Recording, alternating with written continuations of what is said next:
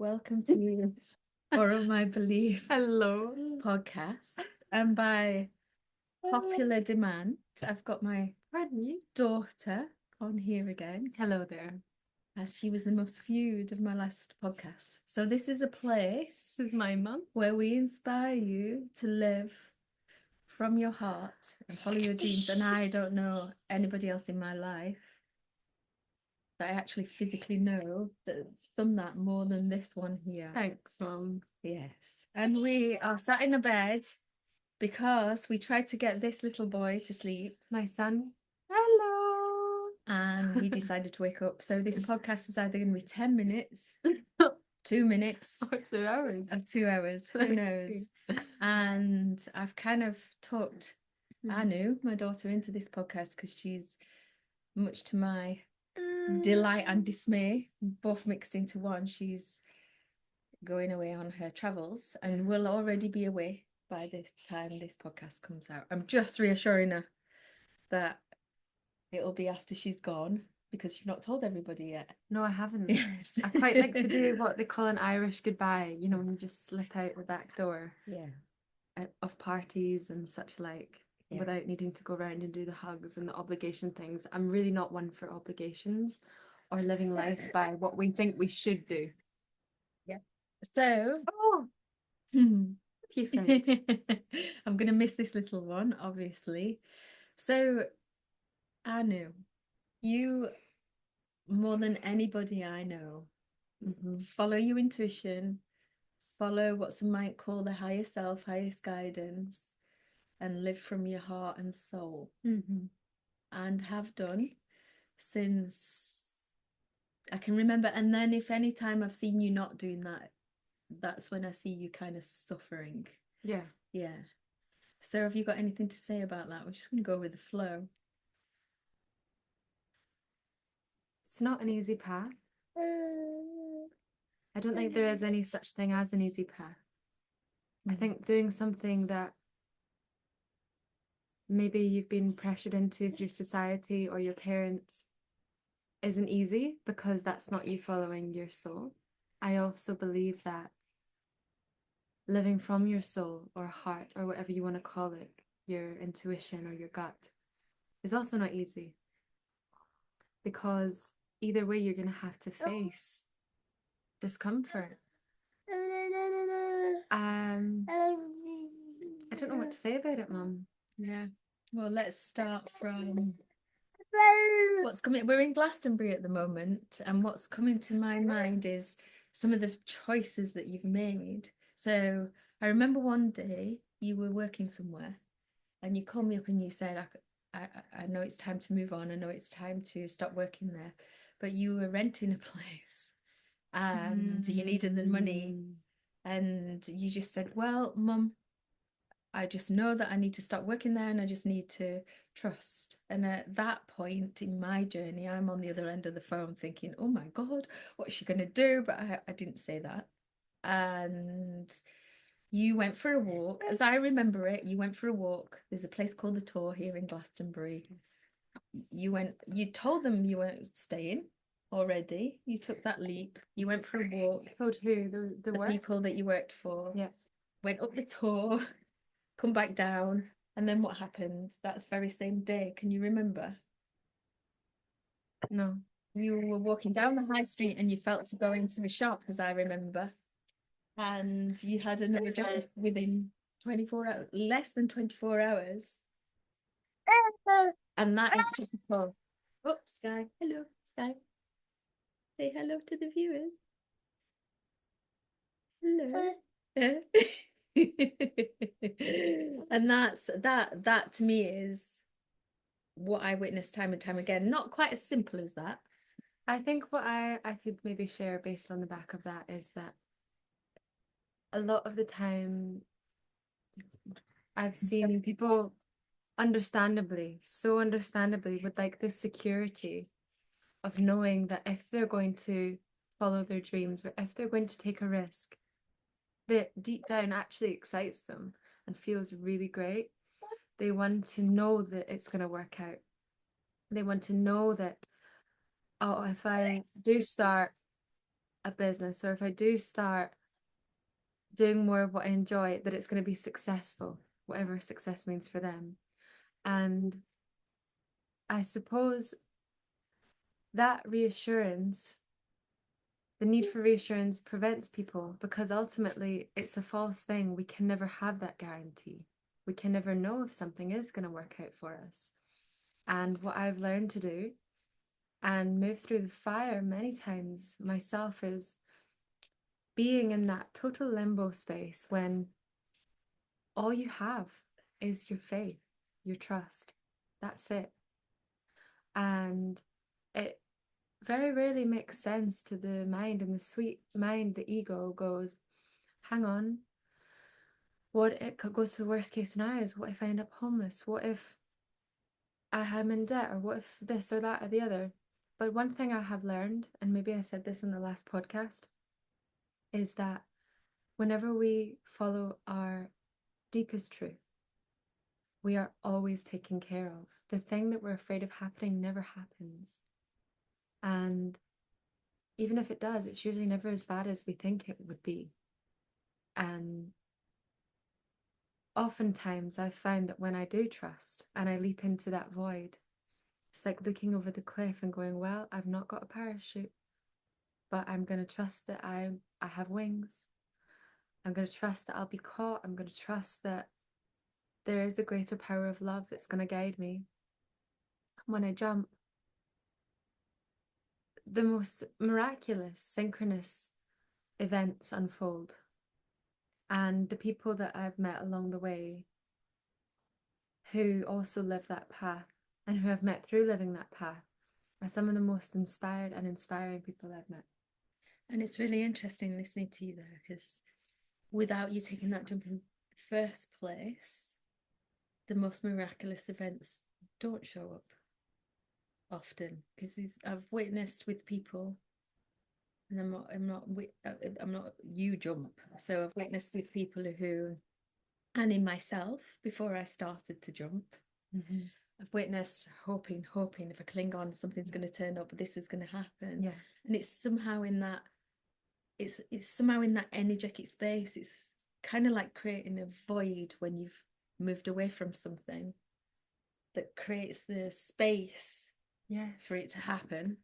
What I'm hearing is when you, for example, if you were going to leave your job, when you let go of the job, where the job was filling your time before, you've got that opening in life for something else to fill it. And also when you don't have that safety net as well, it's not always this, but when you don't have that safety net, you will find things within yourself, that resources that you weren't required to bring forward. We are very resourceful creatures. We're animals at the end of the day. Yeah. End of the day. What a funny phrase. At the beginning of the day, we're animals. Yes. And we find a way. We do. So worst case scenarios have happened in my life, mm-hmm. and I've always got over it. And always. also, yeah, and also, you know, it's not everybody's path to be radically spontaneous and follow things on a whim, as I have done. Some people's path is having some security behind you. And I would say that's can be just as magical. However, there is the danger, and it's really great to just witness yourself if this is you, the danger of going, oh, well, I would like to have this amount of money before I do this, or I'd like to have that secure before I do that. But then life comes along with its, oh, you needed to fix your car, or you needed to do that. And there's always, potentially, always going to be a reason not to. And I think that's the way that life works, especially. That's you're going to have these things come up to test how convicted you are towards your truth. So I've always said from the start of this podcast, you were my first guest. Was I? That Oh yeah. you were. And I had Sky was tiny. Yeah, now he's you over were in Glastonbury and I was in Scotland. I've always said from the time I did this podcast that this is to inspire people to live from their heart. So it doesn't have to be leaving a job. It can be someone who wants to run a 5K. and they've been thinking about running a 5K for so long. And the same, if you want to run a 5K, you can absolutely do it. but the same principles apply though. Enter a 5K. Yeah. And then tell everybody that Well, you're going to be running this. I wouldn't tell everybody. No, but then that's kind of holding you accountable to the 5K. Yeah. Same kind of principles. And now you've got a little one, which. Well, it's an extra, it's not making me live the way that I'm living now because I was always living in this way before. And I'm constantly changing and I don't have it all figured out at all.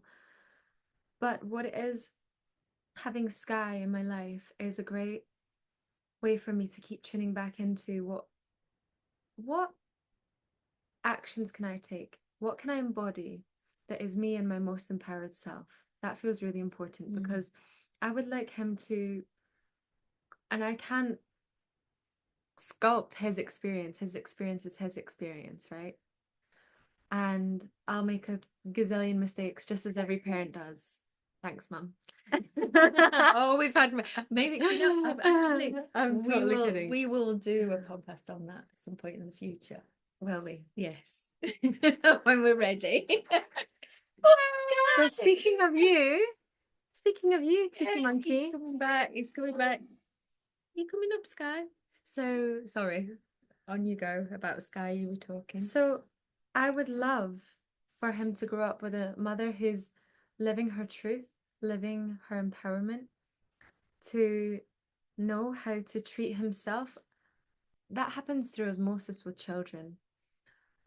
Sky is going to learn how to treat himself based on how I speak to myself. And if I can speak to myself with self-love and care and kindness and compassion, especially in the dark times, that's going to be how he naturally learns, isn't it?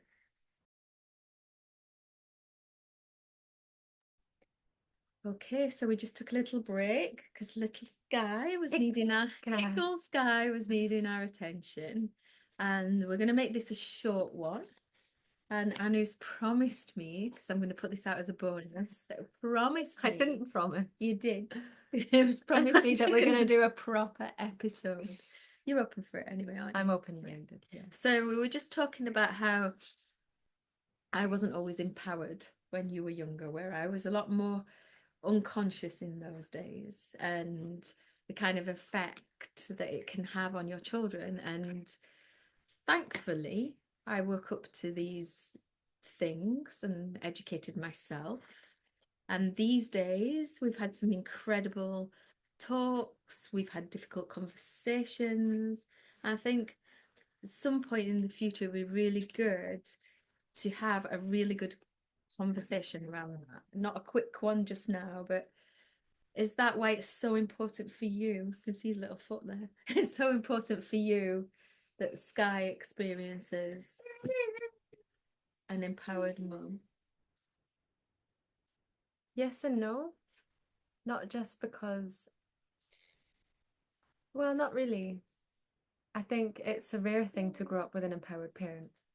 So my driving force to be empowered is not really because you weren't, but more so because I think it's what the world needs.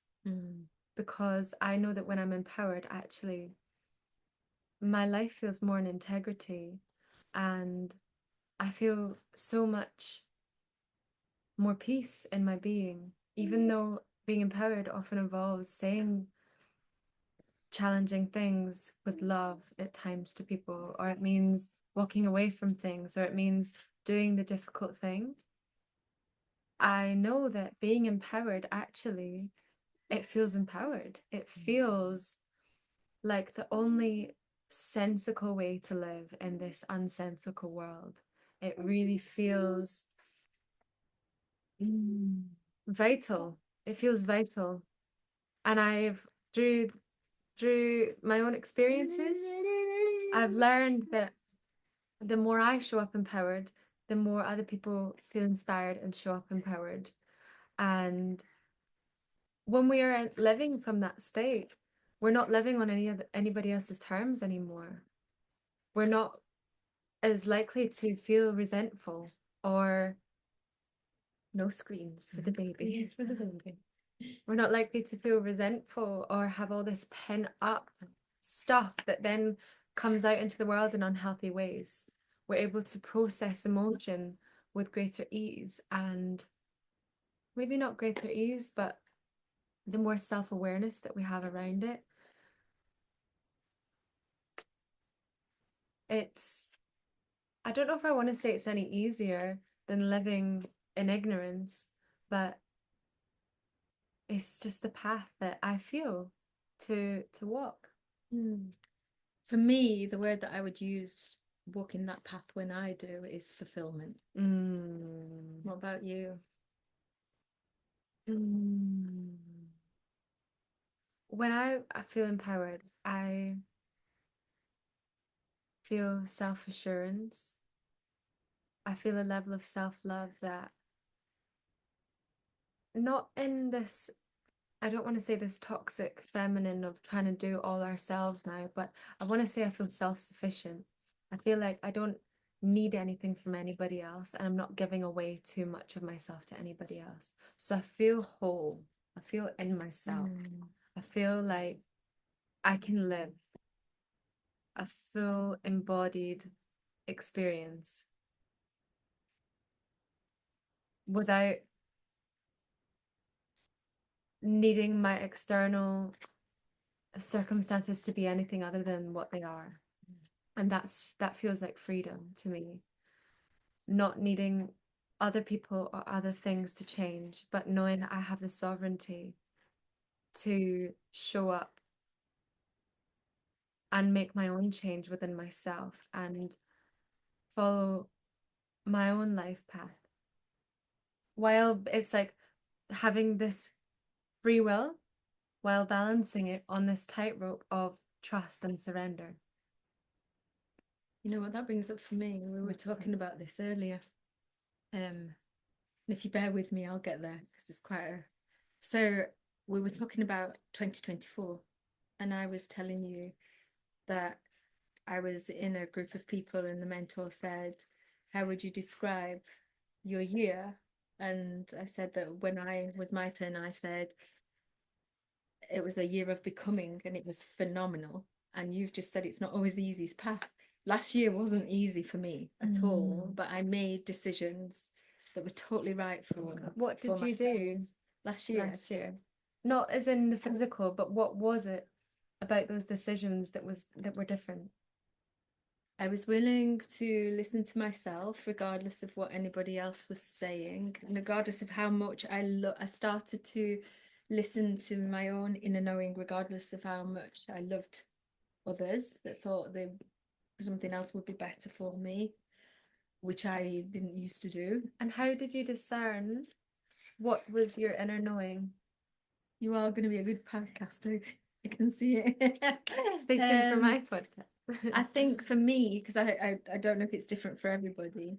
For me, I need time alone to be able to hear myself. Otherwise, it gets complete chaos, and I can't even hear myself above the noise of other people. How were you able to get that time alone? Well, for me, in the last year, because I was working and there was lots of things going on, it was getting up really early in the morning and creating a morning practice to the point where some mornings I had to get up at 4 a.m. I mean, it's not that way anymore, but that's what was required. So again, not the easiest thing. So in order to get to the space where you really were discerning and listening to yourself, you had to create that alone time. Yeah. I know it's different for everybody, yeah, isn't it? Yeah, and I mean that goes. I was going to ask you. I know you're off on your trip again, and you're off to the other side of the world. We're off. Yeah, I miss these two. Thank goodness we have screens now. I have had a few tears because I'm not going to be able to touch, understandably not going to be able to and touch this little one today. So I was going to ask you your passions, as I know them, based around Gene Keys, shamanic work. Do you want to explain to the viewers what it is that you're passionate about and what it is that you do apart from being a mum and travel? And I'm so passionate about radical self-honesty.